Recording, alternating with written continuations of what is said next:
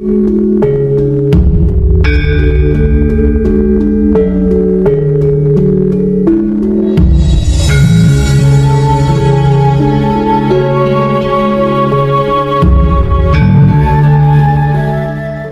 Nabi, DNA asal usulnya adalah J atau J1. Nabi Ibrahim, Nabi Ishak, Nabi Ismail alaihimussalam, hingga kemudian keturunan Banu Hashim, kemudian Banu Abdi Manaf, Banu Hashim, Banu Abdul Muthalib, sampai kepada dzurriyyat Nabi sallallahu alaihi wasallam. DNA-nya atau DNA asal usulnya harus J1. Mengapa ada istilah YDNA? Pakar DNA mengkonfirmasi YDNA itu adalah DNA dari jalur bapak. Jadi ini tidak akan meleset, ini ilmiah, dan ini tidak bisa direkayasa. Karena ini ilmiah, karena ini saintik, ini eksak. Yang mesti kita apresiasi adalah sikap Habib Agus Arsal Abu Bakar Al-Habsyi. Ini sikap yang gentleman, yang benar-benar mencerminkan umat Nabi sallallahu alaihi wasallam. Dalam konteks ini, mengapa saya menggunakan panggilan Habib? Karena ini panggilan yang disukai. Jadi bukan Habib yang diidentifikasikan sebagai dzurriyyat Nabi, karena kita juga semua sudah sepakat dzurriyyat Nabi itu dipanggilnya Sayyid atau Syarif. Nah, cara beliau yang sangat gentle untuk berani tes DNA, dan apapun hasilnya beliau terima, ini harus kita apresiasi. Mengapa Habib Agus Arsal Abu Bakar Al-Habsyi mau tes DNA? Ini berangkat dari niat tulus beliau sebagai umat Nabi, ingin menjaga kemuliaan nasab suci Rasulullah sallallahu alaihi wasallam. Dikarenakan siapapun orangnya tidak boleh ngaku-ngaku cucu Nabi ketika dia tidak bisa mengkonfirmasi bukti. Siapapun, termasuk saya, termasuk ente semua, termasuk kita semua, jangan berani-berani menasabkan dirinya sebagai bagian dari nasab suci Rasulullah sallallahu alaihi wasallam kalau tidak bisa menunjukkan bukti. Nah, menurut saya Habib Agus Al-Habsyi ini betul-betul sebagai umat yang sangat cinta dengan nabinya. Beliau memberikan sumbangsih menurut kemampuan beliau. Siapapun tidak boleh ngaku-ngaku sebagai cucu Nabi.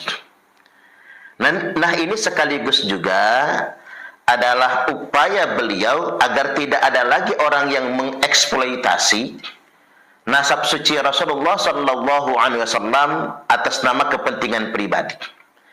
Kita dipertontonkan di media sosial, jejak digitalnya begitu banyak sekali. Orang-orang yang mengatasnamakan cucu Nabi merasa bisa memberikan syafaat. Ini bukan milik orang biasa, bukan milik kita-kita. Syafaat ini adalah izin Allah, perkenan Allah untuk Nabiullah Muhammad sallallahu alaihi wasallam. Beliaulah Habibullah, beliaulah Habibana, yang punya hak yang diizinkan oleh Allah untuk memberikan syafaat. Jadi tidak boleh lagi ada yang nunjuk dadanya, kami cucu Nabi, kami bisa memberi syafaat kepada ente. Kalau ente menyakiti kami, maka kami tidak akan pernah memberi syafaat kepada ente. Enggak ada lagi yang berkata begitu. Tidak ada juga yang berani berkata lagi, ngancam-ngancam umat Nabi untuk masuk neraka. Karena ente enggak cinta kami, maka ente akan kami masukkan ke dalam neraka. Mereka-mereka yang memaksa daripada imam besar, maka akan saya juga paksa mereka nanti di yaumil qiyamah untuk masuk ke dalam nerakanya Allah Subhanahu wa taala. Begitu penjelasan dari saya. Intinya untuk tanggapan pribadi saya, mereka-mereka yang memaksa daripada imam besar, maka akan saya juga paksa mereka nanti di yaumil qiyamah untuk masuk ke dalam nerakanya Allah Subhanahu wa taala. Seolah-olah mereka ini adalah panitia seleksi masuk surga, seakan-akan punya kewenangan untuk memasukkan orang ke dalam neraka. Ini kan merusak ajaran Islam. Sikap-sikap begini kan mendistorsi ajaran Islam, bahkan mendistorsi kemuliaan Rasulullah sallallahu alaihi wasallam. Habib Agus Al-Habsyi melihat begitu banyak orang yang kemudian telah memperalat ajaran ini mengatasnamakan cucu Nabi, maka dengan penuh kerelaan hati dan keikhlasan beliau sedia tes DNA. Bagi kita, beliau inilah umat Nabi yang sesungguhnya. Beliau lah yang akan mendapatkan kemuliaan. Karena saat beliau punya kesempatan untuk menjaga agama ini, ketika beliau diberikan kesempatan untuk menjaga kemuliaan nasab suci Rasulullah sallallahu alaihi wasallam, itu beliau lakukan. Hari ini kan kita lihat orang membangun arogansi mengatasnamakan cucu Nabi. Mereka membangun klaim bahwasanya mereka lebih istimewa dari umat muslim pada umumnya. Hari ini belum ada satupun Habib yang mengingkari. Semua Habib yang ada di Indonesia ini mengakui kalau derajat mereka lebih mulia daripada derajat bangsa Indonesia pada umumnya. Mereka merasa level mereka, kasta mereka, kalau mereka menyebutnya kafaah, mereka tidak sekufu dengan umumnya mayoritas kaum muslimin yang ada di Indonesia. Apalagi yang non-muslim bagi mereka. Mereka merasa diri mereka, klan mereka, keluarga mereka lebih mulia daripada umat pada umumnya. Ini fakta. Dan sayangnya, pemikiran seperti ini tidak ada satupun yang coba membantahnya. Coba kita lihat, pengakuan bahwasanya klan mereka, keluarga mereka, itu derajatnya lebih tinggi daripada umat Islam pada umumnya, tidak ada yang membantah. Coba kita ingin mendengarkan Rabitatul Alawiyah. Sediakan Rabitatul Alawiyah membantah ini. Dan sediakan mengatakan bahwasanya ya kita sama di hadapan Allah Subhanahu wa taala sebagai hamba Allah. Mereka selalu mengklaim mereka lah yang lebih mulia, derajat mereka lebih tinggi dari semua umat Islam yang ada, dan ini menjadi semacam arogansi. Dan hari ini Allah buktikan ternyata mereka-mereka yang membuat pengakuan tersebut memang bukan cucu Nabi.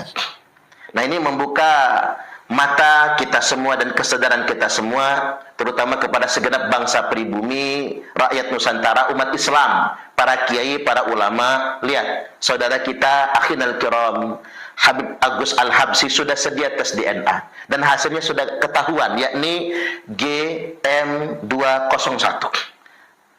Beliau sudah berani tes DNA. Artinya hari ini kita nggak boleh lagi menganggap Ba'alwi sebagai cucu Nabi. Nggak boleh. Masa kita hendak menentang ilmu Allah Subhanahu wa taala? Masa kita akan mendobrak ilmu pengetahuan? Nggak boleh. Lantas apa yang mesti kita lakukan terhadap beliau-beliau ini? Ya mereka saudara kita. Ba'alwi pada umumnya, Arab pada umumnya, India, Pakistan, Cina, Indonesia, Eropa, ya saudara kita. Jadi tidak ada lagi yang merasa punya kasta level lebih tinggi daripada orang lain. Bisakah kita, para ulama, baik ulama di kalangan Ba'alwi, di kalangan Ba'alwi juga kan banyak ulama. Jadi ulama-ulama di kalangan Ba'alwi, ulama-ulama di kalangan Jawa, ulama-ulama di kalangan masyarakat Sunda, ulama-ulama Banten, ulama-ulama Lampung, ulama-ulama Melayu, ulama-ulama senusantara. Bisakah kita sadarkan umat, kita serukan kepada umat kita ini sama. Kita semua sebagai umat Nabi, wa kunu ibadallahi ikhwana. Jadilah kalian semua hamba-hamba Allah yang bersaudara. Pemirsa pada Suat TV, tes YDNA sudah kami gelar. Ada peserta kurang lebih 10, termasuk juga salah satunya adalah Habib Agus Arsal Al-Habsyi. Apa kabarnya Habib? Alhamdulillah masih hidup. Saya berkunjung lagi ke beliau ke sini untuk menyerahkan hasil tes YDNA. Sebelumnya kami mengucapkan terima kasih Habib atas partisipasinya. Luar biasa ini dinamika tentang persoalan nasab, kemudian juga bergulir terhadap tes DNA, dan Habib adalah salah satu yang aware terhadap atau responnya positif terhadap masalah ini. Begitu ya Habib ya. Oke, tanpa panjang lebar, saya akan menyerahkan ini hasil tes YDNA Habib. Walaupun di medsos gitu kan ya, memang ada beberapa yang sudah mengekspos, tetapi jangan percaya terhadap yang beredar di medsos. percayalah terhadap hasil resmi yang dilakukan oleh N pada Suka TV di Family Tree. Saya kasihkan. Salah. Harusnya bukan saya ini. Habib sendiri aja lah yang ini. Silakan. Ya. Nah, ya. Oh, ini. Jadi ini langsung ini hasil, tidak pakai apalagi email ya. Ya. Jadi di sini ya sebagaimana yang diduga pastilah sebagian besar itu G. Jadi tidak aneh lah. Tidak aneh gitu kan. Ya. Jadi hasil tes DNA haplogrup Habib Agus Abu Bakar Arsal Al-Habsyi itu haplogrupnya adalah GM201. Ini kamera bisa dilihat di sini. Nah, ya. Sudah cukup ya. Ya. Oke, Bib. Ya. Bagaimana nih tentang pandangan Habib terhadap hasil tes ini? Ya, dari banyak bacaan yang saya baca itu ya, dari berbagai penelitian yang dilakukan, ternyata banyak orang yang mengaku Sayyid ini atau yang berasal dari keturunan Nabi ini punya haplogrup yang berbeda-beda. Ya. Seperti misalnya Yordan itu keturunan dari Raja Yordan, keturunan Raja Abdullah itu J misalnya. J1 ya. Tapi menarik, J itu juga Saudi Arabia juga J. Iya, Saudi Arabia J juga. Iya. Terus Yahudi Ashkenazia juga J. Jadi sebenarnya itu tidak bisa memastikan bahwa seseorang itu keturunan daripada Nabi atau tidak hanya dengan menetapkan haplogrup. Termasuk juga misalnya G ini juga banyak pihak yang ternyata J di kalangan Sayyid juga yang mengirim data mereka itu juga ternyata ditemukan banyak juga yang J, bahkan juga ada O misalnya teman-teman dari Wali Songo misalnya. Saya ketemu langsung beberapa orang misalnya kayak Haji Ali Badri dan kawan-kawan itu ada 100 orang yang tes dan kemudian hasilnya juga Oh. Padahal silsilah mereka semua kan lumayan lengkap lah. Lumayan lengkap ke ini ya jalur. Mereka punya database yang cukup bagus lah dari keturunan para Wali Songo itu. Ya. Hanya ternyata hasil ini tidak konsisten ya, tidak konsisten. Jadi kita lihat bahwa ilmu ini yang khususnya berkenaan dengan apalagi haplogrup ini masih berkembang. Masih berkembang. Jadi kita masih perlu waktu ya. Saya kira tapi tidak lama lagi ya. Karena saya percaya Imam Mahdi sudah dekat. Dan semoga Allah menyegerakan kehadirannya karena nanti semua masalah-masalah ini akan selesai. Ya, baik. Seperti yang beredar lah. Catat juga bahwa saya bukan ahli DNA atau YDNA, bukan bakar, cuma membaca itu ya. Ada beberapa literasi yang mengatakan bahwa yang haplogrup dari Sayyidina Ali adalah J1 FGJ 10.500. Nah, kemudian ini kan masih ini ya. Masih terus berkembang, masih ada perdebatan. Nah, kemudian juga seperti yang dikatakan oleh Habib Agus Arsal Al-Habsyi mengatakan bahwa ya mungkin Al-Habsyi, kalau Al-Habsyi berarti semua G ya, Bib ya. Ya, kita belum tahu. Ada beberapa keluarga juga lagi tes. Kita masih tunggu hasilnya. Nah, kita masih tunggu hasilnya lagi. G itu ya, kebanyakan G seperti yang dikatakan Habib Agus ya, itu menjadi sebuah dialektika ilmiah. Mungkin nanti para pakar yang akan meriset gitu kan ya, akan melihat gitu kan ya. Ini fenomenanya seperti apa? Iya, ya Habib ya. Jadi biar nanti para pakar tentang yang expert di bidang DNA itu melihat fenomena hasil tes YDNA ini. Nah, kemudian begini, Bib, memang ini menjadi sebuah polemik ya, masalah nasab ya. sudah sangat mafhum gitu ya. Ini polemiknya. Nah, Habib sendiri melihat bagaimana nih? Ya, saya lihat ini kan termasuk ilmu yang sedang berkembang ya. Ya. Artinya ini sedang, ya tentu banyak riset yang sedang dilakukan dengan memanfaatkan teknologi terbaru di bidang ilmu DNA ini, sehingga ya kita sebagai seorang yang harus bekerja harus percaya kepada ilmu, tapi kita juga tahu ilmu ini kan ada juga prosesnya ya. Ada yang dulu kita yakini benar ternyata salah, bisa saja itu terjadi.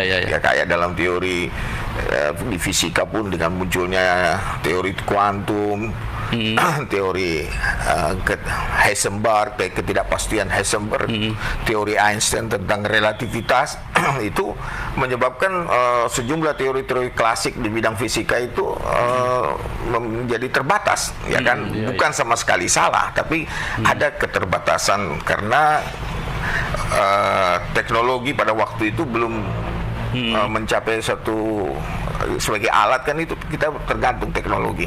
Dengan kamera yang semakin canggih kita bisa melihat lebih detail sampai kepada elektronik, apalagi mikroskop.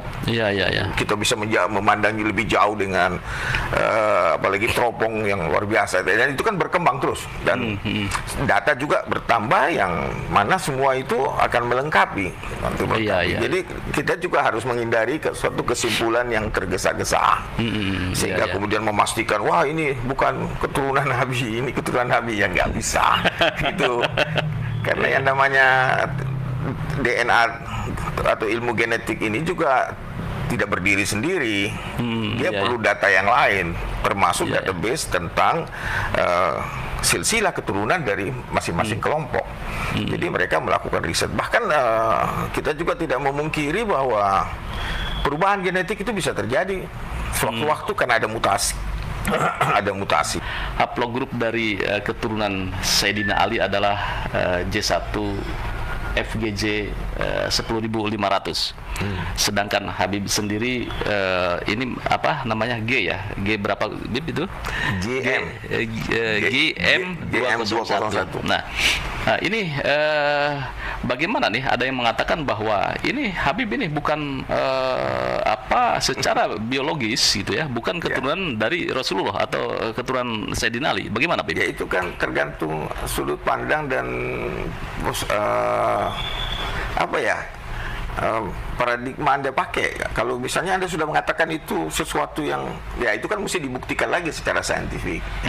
Karena seperti Profesor Dr. Ahmad Utomo dari Yarsi, dia kan spesialis genetik. Dia mengatakan tergesa-gesa itu memutuskan seperti itu. Karena banyak data yang menunjukkan bahwa tidak semua yang namanya zuriat Nabi itu J. Karena kita bukan ada J1 G, ada O. Jadi tidak bisa disimpulkan secara tergesa-gesa. Jadi kita jangan ngomong hakul yakin di situ. Kalau sekedar ilmu yakin pun juga masih dipertanyakan. Apalagi bicara ainul yakin. Apalagi di atasnya hakul yakin. Itu kan level paling tinggi, paling sempurna dalam keyakinan itu hakul yakin. Tapi hakul yakin pun iblis tuh hakul yakin tapi kafir juga. Ada yang disebut lagi lebih tinggi, kamalul yakin. Nah, itu kita kan lihat. Jadi memang saya pribadi sih ya tidak mempermasalahkan, karena saya juga dididik dari kecil untuk tidak melihat keturunan ini sebagai tolak ukur. Dan Nabi kepada Fatimah ya radhiyallahu anha, beliau dipesan oleh Nabi, ya Fatimah, jangan sampai orang lain datang membawa amalnya, kau datang membawa nasab. Tes ini tidak terjadi.